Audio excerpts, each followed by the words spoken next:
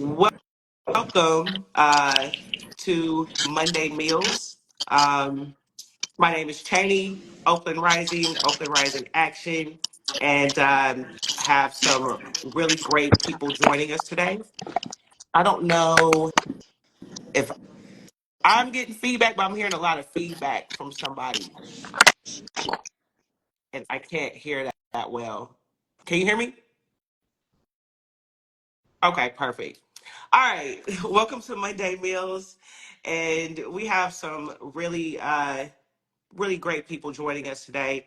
As you all know, we have a newly appointed district attorney, and so we're just going to have a conversation about what does that mean? What is the role? And some of the different parts that we all are playing in contributing to the accountability, of that process. So again, my name is Cheney, Oakland Rising Action, them, they, she pronouns, and I'm the engagement director with Oakland Rising, and I'll pass it over to Norma.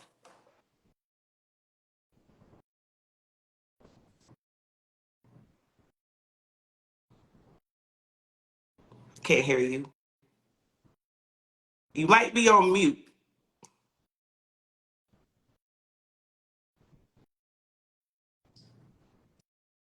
Think you're still on mute. Oh, okay. There we go. Uh, I'll go ahead and pass it over to Jess. Hey y'all, my name's Jess, she, they pronouns, and I am the lead fellow here at Oakland Rising. So sorry. Um, my brain's still scrambled from our last meeting and all the things that we were talking about. But I'm doing well. Yeah. And as well as we can be under this, uh, yeah, under these circumstances. And so I'm going to pass it over to Alyssa now. Peace, everyone. Happy Monday. Happy Black History Month, Black Futures Month as well. I'm Alyssa Victory, she, her. I'm a senior staff attorney with the ACLU of Northern California's Criminal Justice Program. And just, it's a Monday, but happy to start off the week with Oakland Rising and this discussion about our accountability table. All right. And Norma was having some technical difficulties, but is rejoining us. Welcome back. Sorry about the tech issues. Real quick, we all introduced ourselves. Norma, if you just want to introduce yourself real briefly, feel free to go ahead. Yeah, sorry, y'all, but it wasn't letting me unmute. My name is Norma Orozco. I work with the Ella Baker Center for Human Rights. I use she, her pronouns. We also sit on the ACDA accountability table. And I have been scheduled to do this. I've been really excited to do this. But right now there's a march happening, and it's a day without immigrants. There's this national boycott happening. And so for folks who aren't here today because you're out on the streets or doing whatever, that is fine. So I'm actually going to head out very early because there's some street support that's needed. And it's right outside of my office. The Ella Baker Center is in the Fruitvale on International. And I'm just getting a lot of messages and needs right now. So just wanted to say that, but I do know that the people on this call are very versed and also very have a lot of information, a lot to share about the DA.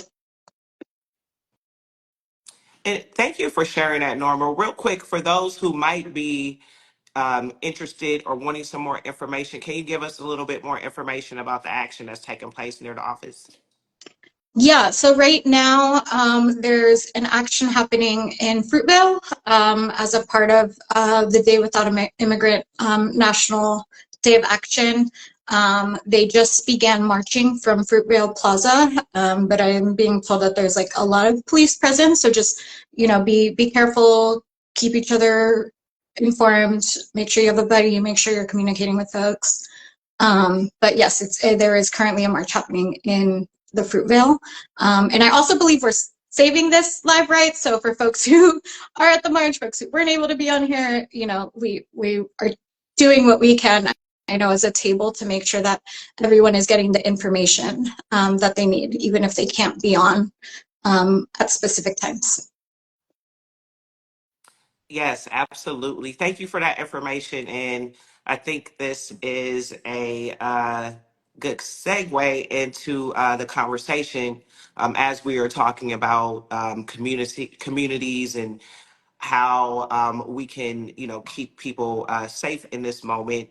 And you did mention the DA accountability table, which we'll go into a little bit later on in discussing, some of the work that's been done with that. But as majority of folks know, and if you don't know, we had our election in November. In that process, unfortunately, our district attorney, Pamela Price, was recalled.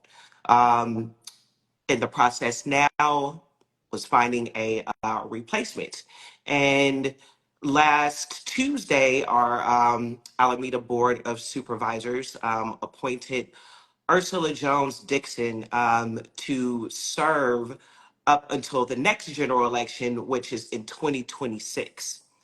Um, Real quick, can we talk about the selection process and maybe giving a little bit of background on some of the other candidates who were a part of that process? And I know you have to leave soon, and so Norma, I'll let you start off with that. Yeah, can you share with the public how the process of the selection went for the Board of Supervisors? Yeah, so first off, I, do want to thank the Board of Supervisors for making everything public. So they did share all of the interview questions, all of the interview materials, and were able to get some of those. I will say that, the timing and being able to get people out to the meetings was difficult, but this was a public process, and it was a public process because we demanded it, because people showed up, because people asked that of the Board of Supervisors. There were 15 to 17 candidates, something like that total, and 7 of them moved forward into the actual interview processes. They were interviewed publicly during another Board of Supervisors meeting. I will say that there is no such thing as a progressive DA, right? The DA is the top cop, regardless of who sits in that position. You're still a DA. And I think there's a lot of misinformation about how the DA works, what the DA does, and what policies are. And so through this process, one of the candidates in particular, Venus Jones, who was a qualified candidate, was being painted as progressive, right? And so a lot of folks were coming out like anybody but Venus Jones, because Venus Jones is a progressive DA, is a Pamela 2.0. That is not true. I mean, first of all, she also voted yes on Prop 36. I think reading through the interview materials, listening to the interviews, and a lot of things around there, it was clear that, these, yes, sorry, Venus Johnson, these folks were highly aligned on a lot of the big level issues, but like we did with DA O'Malley, like we did with DA Price, like we're going to continue to do with this new DA. We have met with previous DAs, and we did continue to reach out, invite all of the candidates to come to our forum, to talk to us, because regardless of who's in that office, our job is to hold them accountable. But I would say that was my biggest frustration with the process, is that like folks were painting like Venus Johnson as a progressive and all of these things, and it's like, actually look at the policies, look at the politics. Rob Bonta also is not a progressive. Rob Bonta has actually been moderate on a lot of things that we hoped he was going to be less moderate on, or more flexible on. So yeah, I'll check there. And I'm getting a lot of calls, so I have to hop. But thank you all. So sorry I can't stay. I'm going to pass it back. No, No worries at all. Thank you so much for your time.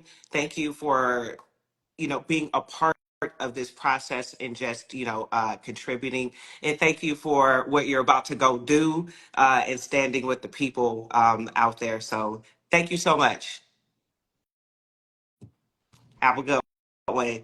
And yeah, so Venus Johnson was being painted as, this progressive. As Norma said, I believe all of the candidates voted in favor, of Prop 36, which is one of the reasons why you had some groups that didn't take a position to support a particular candidate. And so Ursula Jones Dixon was the selected candidate to serve the remainder of the 2026 uh, seat. How long is the term for district attorney? Our previous district attorney prior to Pamela Price was Nancy O'Malley, and I believe she served for a few decades. Um, Alyssa, can you share what is the actual role of the DA and how long do they serve? Thank y'all again for hosting. Howard to Ella Baker Center and Norma for holding it down outside. Um, District attorneys are elected in every county in California, and they play a huge and critical role in our criminal legal system. They, are the prosecutor of their county. They bring cases against defendants, but even people at corporations, in terms of public safety, and they bring it on behalf of the people of whichever county they're elected to serve. Um, they have a lot of funds that are given to them through our supervisors, but also through other partnerships with state, with federal agencies. They, have a lot of say over whether there should be investments in things like violence prevention or diversion and alternatives to incarceration. They, again, are an elected leader and can still put a lot of their voice and influence around different campaigns or supporting other things that may be handled by different departments. But our prosecutors are elected for a term of 4 years. In a lot of counties, including Alameda County until recently, DAs often ran unopposed. They would maybe step down right before their term was ending and then appoint a successor who then ran unopposed. And so there wasn't a lot of democracy. A lot of people didn't even know this was an elected position. If they had voted, there wasn't really a choice on their ballots. All right, so in Alameda County, former DA Pamela Price made history in challenging sitting DA O'Malley in 2018. That was the first time in decades that our county had contested elections. And DA Price was not successful her first run. Right, DA O'Malley beat her in 2018, but then coming around 2022, there were 4 candidates, and O'Malley decided not to seek re-election. Right, so we're seeing already in our county, just in the last 2 cycles, that more people are knowing that this is an elected seat, are running for it, and that's giving the voters more options. The voters previously chose DA Price and her progressive platform. She unfortunately was recalled, and during her election, there was also a state law that basically wanted to update all the DA races with governor cycles. So people who were elected during DA Price's term actually are going to serve 6 years. So her term is supposed to end in 2028. Again, she was recalled. She was out of office. We're expecting this new DA appointed Judge Ursula Jones Dixon to come in. Since this is an appointment and not an election, Judge Dixon is not going to serve until 2028. She's going to serve until the next regularly scheduled election, which is in 2026, next year. So there will be a primary. If there is no candidate that reaches 50% plus one of the vote, there's going to be a runoff in the November general election. All 15 applicants were directly asked if they were going to run and campaign for the seat in 2026, and all 15 said that they would. So that is a huge jump that we may see next cycle, going from 2 candidates to 4 candidates to now well over 10. Yeah, that's a lot. And I believe it was DA Price that brought to light that this is a seat that you can actually run for. Historically, there's just been a lot of gatekeeping when it comes to certain positions on the county level, right? And we also notice that those positions, are also inherently racist and don't have much representation. And so for DA Price to, be elected by the people and not appointed, um, is historical, but it also sends a message. And I expect that more people, more voters, will be looking at these particular, races more closely. And it was definitely a moment during her time in office for community to know the role of DA more than just prosecuting people for retail crime, right?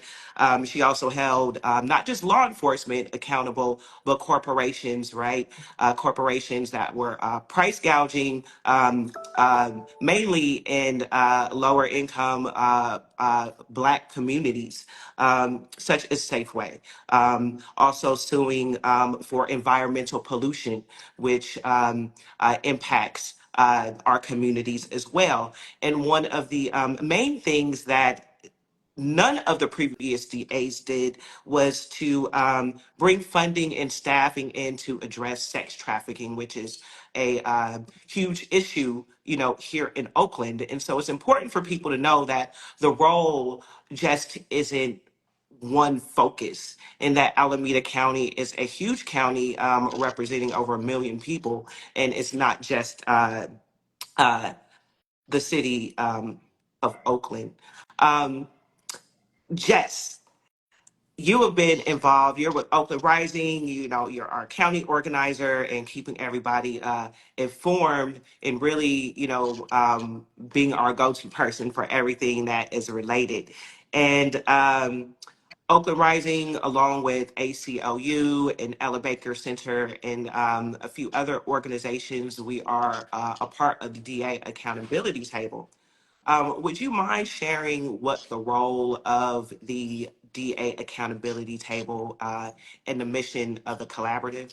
Right. I think the main mission is to hold the elected officials accountable in hence DA accountability table. But it's really um, to also restructure the way that right now, like obviously incarceration rates are impacting mostly Black and brown people. And so when we talk about the criminal justice system and we talk about reform, we need to be real about like who is being impacted and how we can make sure that our people are also being sent home, resentenced, and they're able to like reintegrate into society in a real way.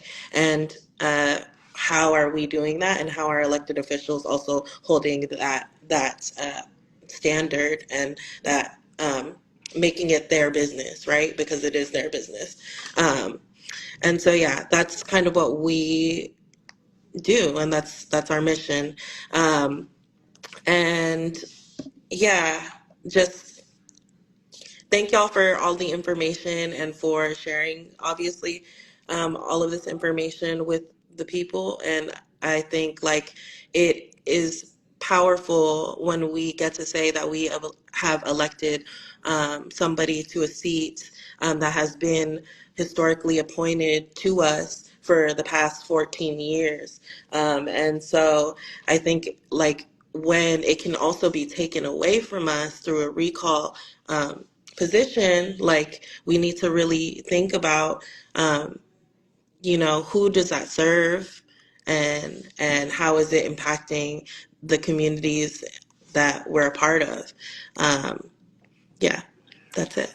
Um, if y'all are interested, like, I think the table wants to build with community. That's like the purpose, right? And so, like, um, I think I want to think about like how we all can mobilize and really hold the DA accountable, because it's not just the accountability table that needs to do this work. It's all of us, especially in this during this time and with this administration. So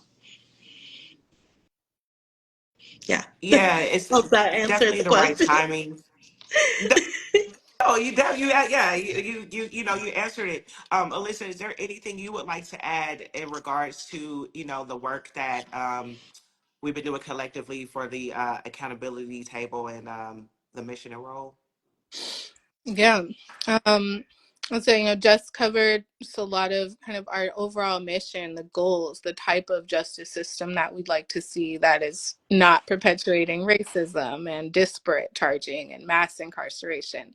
But our table, again, works with the community. We work to uplift impacted folks and their families, but we also meet directly with the district attorney's office, and we have for the past several administrations. So again, we try to bring an actual meeting and bring these concerns, bring the policy issues, bring the families directly to the DA to hear. So we do hope that Judge Jones-Dixon will commit to continuing the office's practice of meeting with our table so we can hear directly from the office about things that they're doing affirmatively, that we can partner on things like data and policy, but we can also continue to build that public trust by working with the families and organizations that are already part of our table. Absolutely. And although,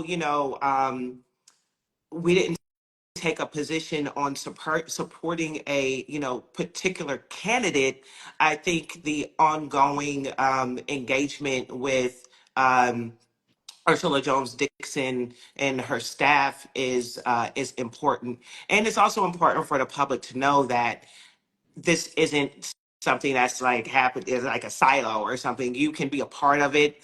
Definitely follow ACLU, Ella Baker Center, of course, Oakland Rising, with any additional information that can be shared, because it's all about transparency in this moment. And for majority of us, and I would say myself included, I was not interested in. I was not interested really in what the role, of DA was until Pamela Price, was appointed and was able to learn on my own, pretty much about what the actual role of district attorney is, because, as a Black person from East Oakland, I'm just like, y'all the police, right? And that's it. We don't mess with y'all, but we are in a moment where holding accountable, being holding people accountable is also about uh, initiating the conversations, and also taking those steps and being engaged. We need public support. It just can't be the organizations, and representatives. It's really important for district attorneys, board of supervisors, city councils to hear people from the lived experiences. So people who have been impacted uh, by uh, by retail crime or violent crime. People have been impacted by sex trafficking and domestic violence. Those are the voices that need to be centered in this moment, not necessarily the organizations, we're the representatives, or the corporate interest groups. And so it's very important to keep that in mind right now, because historically, elected representatives are listening and taking guidance from the people who are showing up to be vocal. And we need more of that I energy. just And so, Sorry, I just want to highlight what you said about you had to do your own research about like DA Pamela Price or former DA Pamela Price.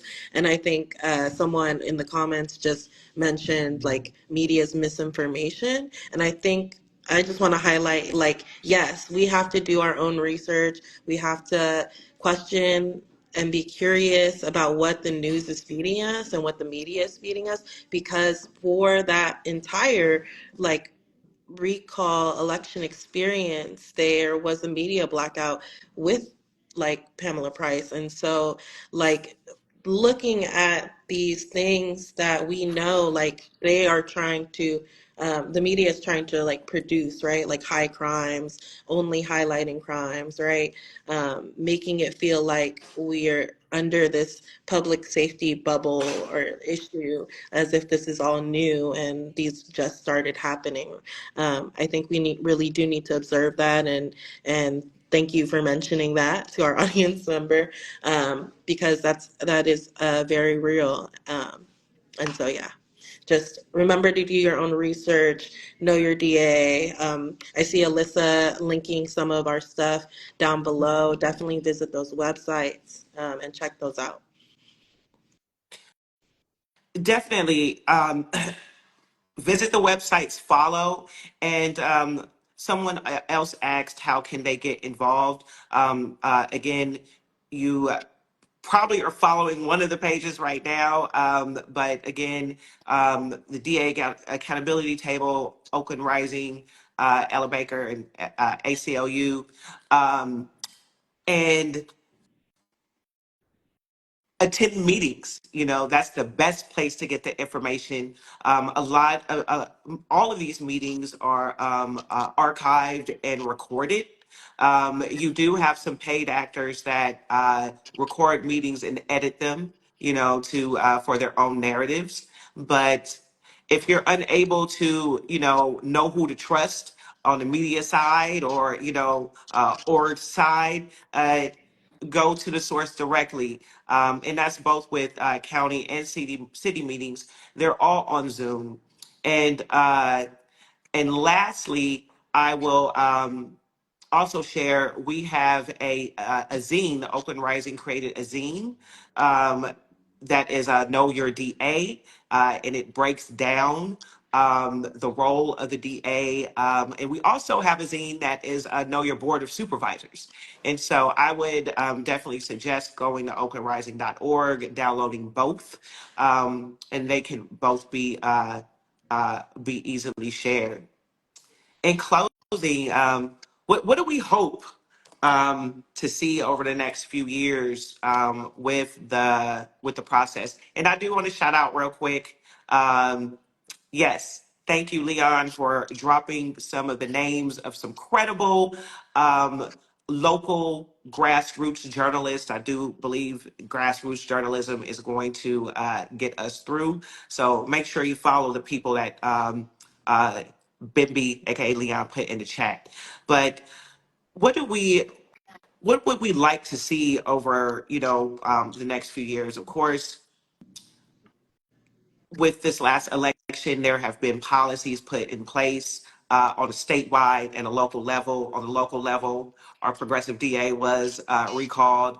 On the statewide, we had some harmful propositions that were passed, such as Prop 36, which is going to increase felonies for people who are committing minor crimes.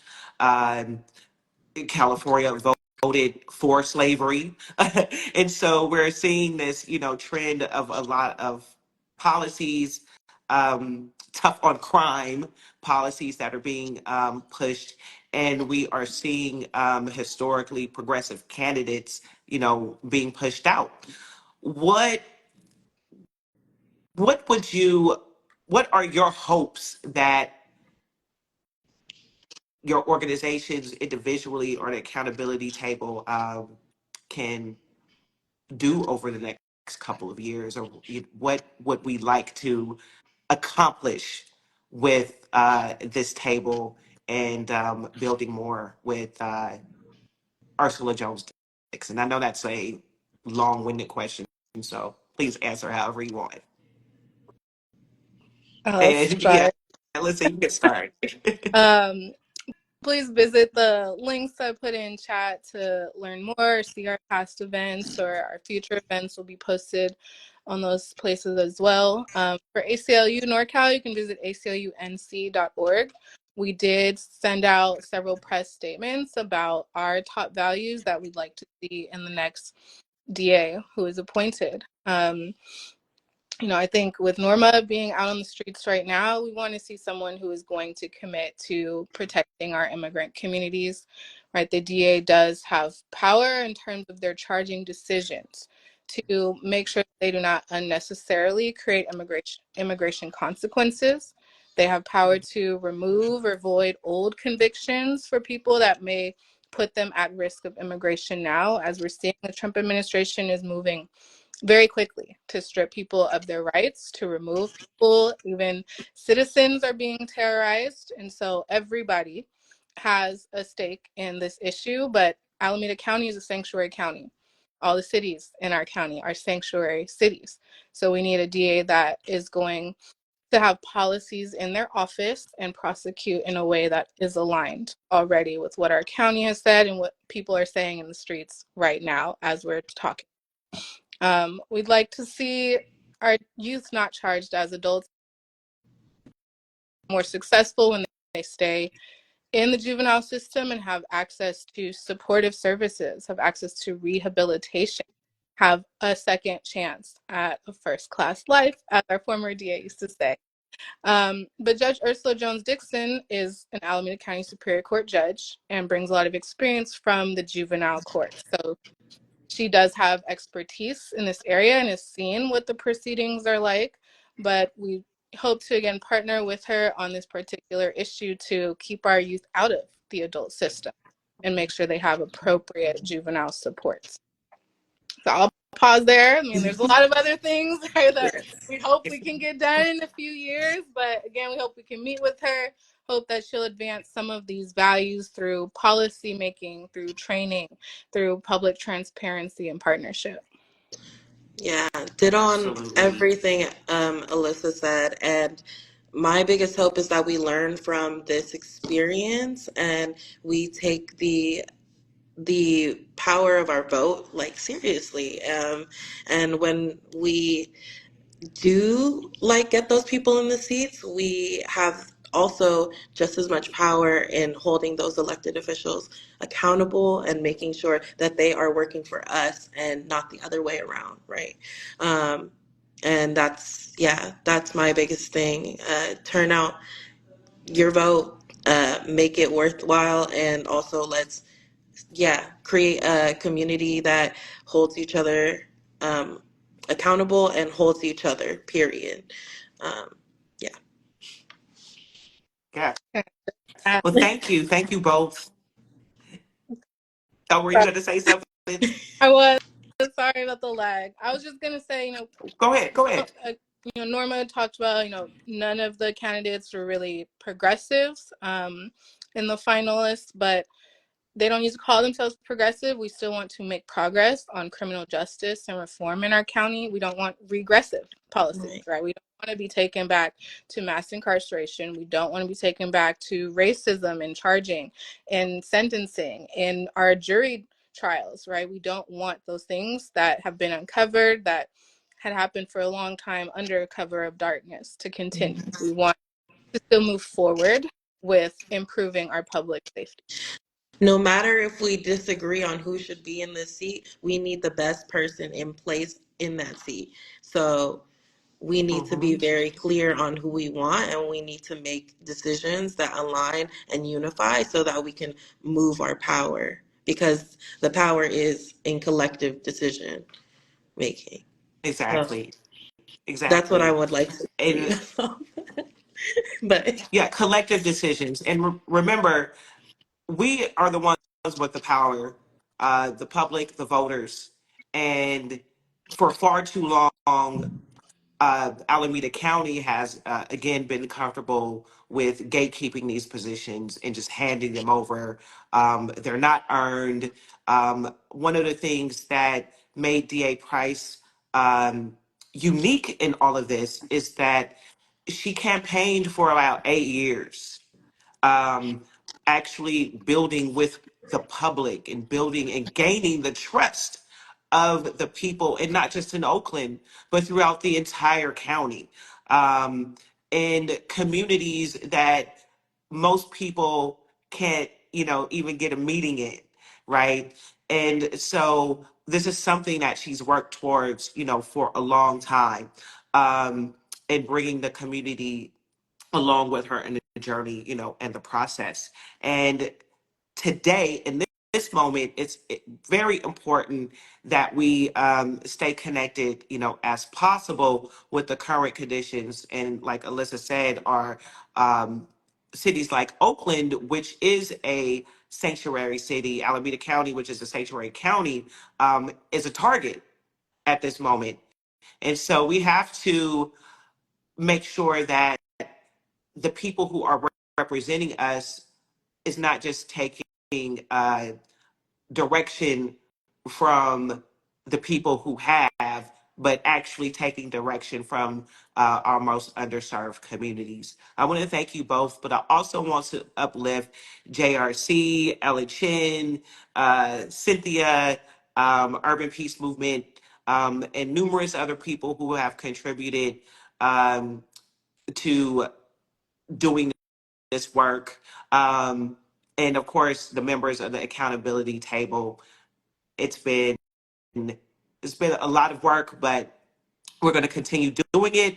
And we're going to continue uh, keeping the public informed. And yes, Alyssa said, DA Price made history as the first Black woman DA in our county, and Ursula will now be second. And so that is something that within itself is historical, even if we agree with it or not, right? So thank you both. This will be uploaded, so you can check it out later, share it, send it to your friends, and also join us next week. Peace. Bye, y'all. Have a good day.